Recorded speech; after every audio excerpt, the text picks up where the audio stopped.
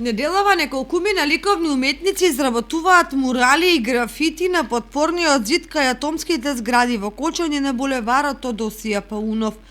Според службите за јавни дејности во општина Кочани, оваа активност е една од повеќето планирани во програмата за култура, со кој се дава акцент на урбаната, односно уличната уметност. Идејата е сивите и празни ѕидови да добијат уметничка естетска димензија и да пренесат пораки на авторите.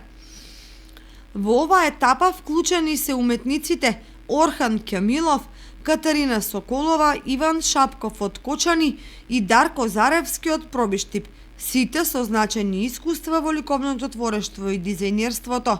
Со оглед на големата површина, просторот од овој ѕид што ќе остане неопфатен со мурали и графити во оваа фаза, ќе се работи до година. Едновремено ќе се работи на идентификација на нови локации за вакви уметнички дела.